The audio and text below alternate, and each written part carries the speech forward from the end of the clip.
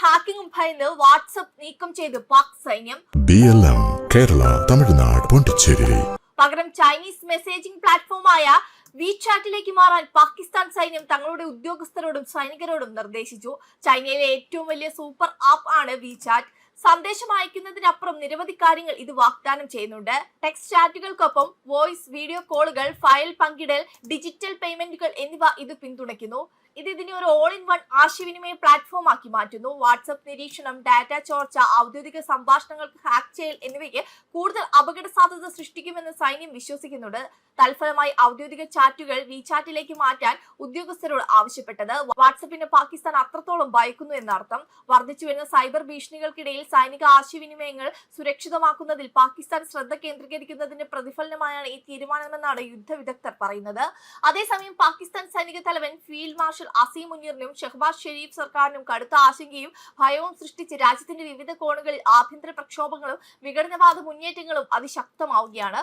പാക് അധിനിവേശ കാശ്മീരിലെ ജനകീയ പ്രക്ഷോഭങ്ങൾ ഭരണകൂടത്തെ പ്രതിസന്ധിയിലാക്കുമ്പോൾ ബലൂചിസ്ഥാൻ സ്വതന്ത്ര പ്രഖ്യാപനവുമായി മുന്നോട്ട് വന്നത് ഇസ്ലാമാബാദിനെ ഞെട്ടിച്ചിരിക്കുകയാണ്. ഓഗസ്റ്റ് 11 റിപ്പബ്ലിക് ഓഫ് ബലൂചിസ്ഥാന്റെ സ്വാതന്ത്ര്യ ദിനമായി ആചരിക്കുമെന്ന് ബലൂച്ച് നേതാക്കൾ പരസ്യമായി പ്രഖ്യാപിച്ചതോടെ വൻ ഭൗമരാഷ്ട്രീയ ചലനങ്ങളാണ് മേഖലയിൽ ഉണ്ടാവുന്നത്.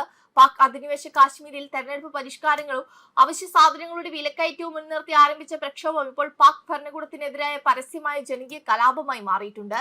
നിരോധിക്കപ്പെട്ട ജമ്മു കാശ്മീർ ജോയിന്റ് അവാമി ആക്ഷൻ കമ്മിറ്റിയുടെ നേതൃത്വത്തിൽ നടക്കുന്ന പ്രതിഷേധങ്ങൾക്ക് നേരെ പാക് സൈന്യം ക്രൂരമായി അടിച്ചമർത്തലാണ് അഴിച്ചുവിടുന്നത്.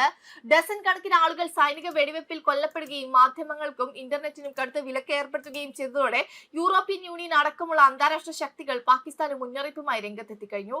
റീജിയണൽ തെരഞ്ഞെടുപ്പുകൾ പോലും ഭയന്ന് വിവിധ ഘട്ടങ്ങളായി നടത്താൻ പാക് സർക്കാർ നിർബന്ധിതരായി. മറുവശത്ത് ബലൂചിസ്ഥാനിൽ BLA അടക്കമുള്ള വിഘടനവാദ ഗ്രൂപ്പുകൾ നടത്തുന്ന ആസൂത്രിത ആക്രമണങ്ങളിൽ പാക് സൈന്യത്തിന് വൻ ജീവഹാനിയാണ് സംഭവിച്ചത്. 60-ലധികം സൈനികരാണ് അടുത്തിടെ മാത്രം കൊല്ലപ്പെട്ടത്. സ്ഥിതിഗതികൾ നിയന്ത്രണ വിധേയമാക്കാൻ പാക് സൈന്യം ഓപ്പറേഷൻ ഷബാൻ പോലുള്ള കടുത്ത സൈനിക നടപടികൾ ആരംഭിച്ചെങ്കിലും പ്രക്ഷോഭകരുടെ വീര്യം കെടുത്താൻ കഴിഞ്ഞില്ല.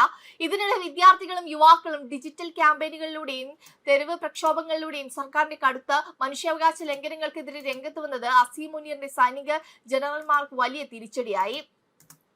ബലൂചിസ്ഥാനിലെ സായുധ പോരാട്ടവും POKയിലെ ജനകീയ കലാപവും ഒരുപോലെ പുകയുമ്പോൾ പാകിസ്ഥാന്റെ നിലനിൽപ്പ് തന്നെ കടുത്ത ഭീഷണിയിലായിരിക്കുകയാണ്. വെബ് ഡെസ്ക് കർമ്മ ന്യൂസ്.